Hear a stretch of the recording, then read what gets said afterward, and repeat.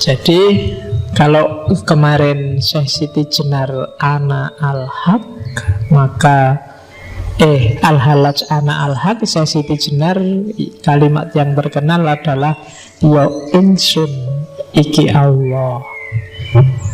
Argumennya apa? Ya persis kayak al-halaj kemarin. Jadi aku itu, yang punya aku itu hanya Allah, bukan diri manusiaku yang ditunjuk, tapi Allah yang ada dalam diriku. Kalau ada yang bantah, loh Allah kok ada dalam dirinya manusia? Terus kamu lihat, terus Allah harusnya ada di mana? Kita kan yakin bahwa Allah itu muhit itu ada di mana-mana. Dia meliputi segala sesuatu. Jangankan dalam diri manusia, di setiap makhluk ciptaannya, di sana ada Allah. Kamu tidak akan berani bilang di sini ada Allah, enggak. Kamu bilang tidak ada juga susah, bilang ada juga susah. Itulah Allah, itu loh, lihatin. Nah, kamu kan nggak berani. Padahal kita punya pandangan bahwa innallaha bikulli syai'in muhit. Muhit itu meliputi segala sesuatu. Dunia ini ada di dalam Allah. Maka kalau orang bilang Allah dalam diriku, bukan sesuatu yang tidak masuk akal. Bahkan banyak sekali ayat yang mengisyaratkan ke sana. Ya termasuk tadi wa ana aqrabu ilaihi min hablil warid. Allah itu lebih dekat daripada urat nadi yang di leher ini. Berarti Allah lebih dekat padamu dibandingkan nyawamu sendiri. Sama nyawa kamu bisa putus, tapi sama Allah tidak bisa. Kan kalau ada orang mati, nyawanya putus sih. Kan ada yang gitu. Tapi sama Allah tidak bisa, karena Allah lebih dekat denganmu. Cuma kita nggak sadar. Kita itu merasa sosok pribadi yang mandiri, kita di sini dan Allah di sana. Kan kita mikirnya gitu. Makanya kalau berdoa terus kamu nggak luar biasa gini kan, sambil ya Allah minta ke atas. Ya enggak apa-apa sih, asal lebih khusyuk. Dibandingkan yang enggak konsentrasi, sambil doa enggak konsentrasi, kadang tangannya gini-gini, amin. Padahal doa itu minta, kamu minta tapi enggak serius itu ya. Nanti jangan-jangan malaikatnya tersinggung. Minta apa tuh kamu itu? Minta kok sambil doanya hafalan lagi. Karena ada kamu tiap hari doamu kan hafalan, jadi malaikat tuh mesti ala wis tahu podo. Ya kan? Hafalan ora jelas. Enggak ada penghayatan. Iya. Oke, nanti diketawain itu sama Siti Jenar di belakang nanti ada. Jadi ya ingsun iki Allah. Dan memang kan ada hadits qudsi yang bilang di situ, ana kanzun mahfiyun fa uridu an u'rafa fa khalaqtul khalqa fabi arafuni. Jadi aku itu khazanah tersembunyi. Sebelum ada makhluk satupun, ya Allah nggak dikenal. Maka Allah sengaja melakukan sesuatu, menciptakan sesuatu biar dia dikenal. Jadi hakikatnya yang ada itu Allah. Cuma dia menciptakan semua makhluk termasuk manusia biar dia dikenal. Dan dikasih bekal. Jadi penciptaannya tidak kok kayak sulap ding gitu, tapi pelimpahan dari dirinya Allah. Jadi ana kansun makhfiyun, kayak kamu bercermin. Kalau kamu ingin ngerti wajahmu kayak apa kan, bercermin lah. Dari cermin itu kamu ngerti dirimu. Nah, kayak tak bilang kemarin, wahdatul wujud itu bukan kok ada wujud sama wujud terus bersatu. Enggak. Ada wujud yang sejati, yang lain itu hanya cerminan dari wujud yang sejati itu. Kalau semua ruangan di masjid ini dari kaca, kamu ada di tengah-tengah, wujud yang sejati kan kamu yang ada di tengah-tengah masjid itu. Gambar yang mantul di semua kaca, itulah makhluk. Semuanya representasi Allah, semuanya perwujudan dari Allah, meskipun mungkin tidak lengkap. Yang sebelah sana gambar punggungnya, sebelah sana gambar wajahnya, sebelah kiri gambar pundaknya, sebelah kanan juga gambar pundaknya. Dan yang gambarnya agak sempurna, mirip sekali sama Allah, itu manusia.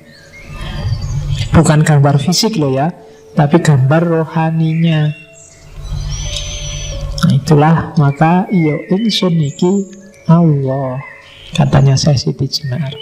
Ini termasuk yang nanti kamu ulang 10 menit ke belakang di rekamannya, biar kamu paham. Oke, kita lanjutin lagi. Dari situ lahirlah konsep namanya manunggaling kawula Gusti. Jadi antara pemerintah dengan yang diperintah, antara majikan dengan buruhnya, itu harus manunggal. Termasuk manusia dengan Tuhannya. Kata-kata ini nasihatnya pada Sunan Pembayat, Sunan Bayat dari Syekh Siti Jenar. Kawula dan Gusti itu sudah ada dalam diriku. Siang dan malam tidak dapat memisahkan diriku dari mereka.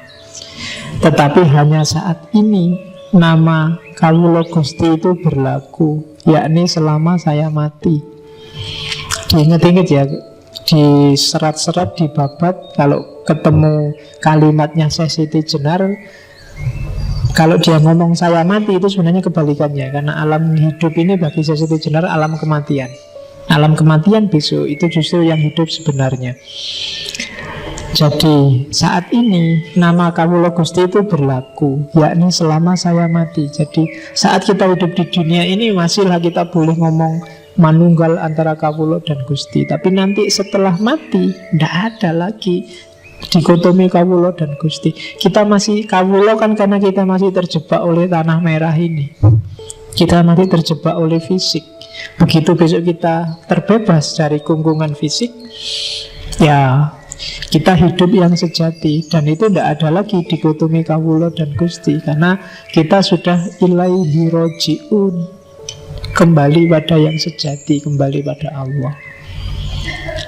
Tidak ada lagi keterpisahan, kecuali nafas yang tidak mutmainnah, itu yang tidak bisa langsung ilaihi roji'un, harus diperbaiki lagi. Oke, terus nanti kalau saya sudah hidup lagi, Gusti dan Kawula lenyap. Yang tinggal hanya hidupku, ketentraman langgeng dalam ada sendiri. Jadi sekarang filsafat hulul itihad manunggaling Kawula Gusti itu laku. Tapi besok tidak ada gunanya, wong sudah jadi satu. Sekarang masih bilang anak al-haq, yo ingsun Gusti Allah. Itu sebenarnya masih, saya bilang tadi, masih rasanya ada jarak, masih fana, belum fana fil fana.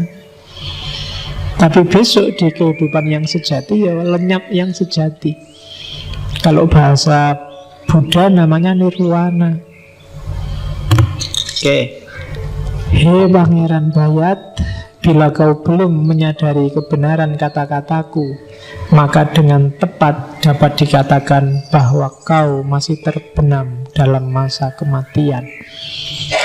Di sini memang banyak hiburan, aneka warna, lebih banyak lagi hal-hal yang menimbulkan hawa nafsu. Tapi kau tidak melihat bahwa itu hanya akibat panca indera. Itu hanya impian yang sama sekali tidak mengandung kebenaran dan sebentar lagi akan lenyap. Gilalah orang yang terikat padanya. Tidak seperti Syekh Siti Jenar. Saya tidak merasa tertarik, tak sudi tersesat dalam kerajaan kematian. Satu-satunya yang kuusahakan ialah kembali kepada kehidupan. Jadi ini ya makomnya memang sudah tinggi. Ya tidak usah diukur sama kalian, masih panjang jalan. Ya syukur-syukur sedikit-sedikit, meskipun masih belum bisa merasakan untuk bisa semakom sama Al-Halaj atau semakom sama Syekh Siti Jenar. Ya sidik-sidik lah melangkah mendekat ke sana. Karena memang hidup kita kan harus muter dari innalillahi wa inna ilaihi tadi. Kita harus kembali ke Allah. Jadi saya selalu bilang di banyak kesempatan, apapun yang kita lakukan, apapun yang kita ucapkan, ilmu apapun yang kita dapatkan, harusnya bisa selangkah atau setengah langkah atau seperempat langkah semakin dekat pada Allah. Jadi tidak boleh ada yang bikin kita malah semakin jauh. Apa-apa yang diingat Allah. Mau minum pun harus bismillah dulu, ingat Allah.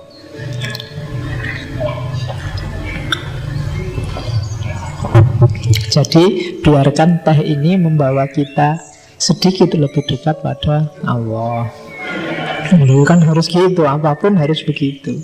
Karena jalur kita itu ilahi pada Allah. Kalau ada apapun kok malah bikin kamu semakin jauh sama Allah, berarti kamu salah jalan, kamu tersesat. Karena hidup kita kembali ke sana. Kalau kamu semakin menjauh, berarti kamu sedang salah jalan. Cepet-cepet balik, kan gitu. Jadi kiblatnya tetap pada Allah. Sampai akhirnya syukur-syukur kamu bisa lari cepat kayak para wali, dan sebelum kamu meninggalkan dunia ini bisa bersatu, bisa akrab. Level kita kan akrab aja ya, bisa dekat, mukorobah kalau bahasanya para sufi sama Allah. Oke, jadi itu namanya manunggal. Hidup kita prosesnya ke sana, jangan ada yang sampai lupa. Jadi dunia ini persinggahan sementara, atau sebenarnya bukan persinggahan. Jadi ini ya jalan kita. Kalau persinggahan itu kan kamu berhenti sebentar, nggak usah berhenti, jalan aja terus. Kalau butuh makan ya beli di perjalanan, kalau butuh minum beli di perjalanan. Nggak usah mampir lagi, umur kita nggak panjang. Kan kalau orang Jawa urip itu mampir ngombe. Sudahlah, nggak usah pakai mampir. Sekarang di kereta juga bisa beli minuman, di pesawat juga beli minuman. Tidak pakai mampir untuk ngombe. Jadi sambil jalan. Bahkan minum itu juga rangkaian perjalanan kita. Oke, itu ajarannya para sufi.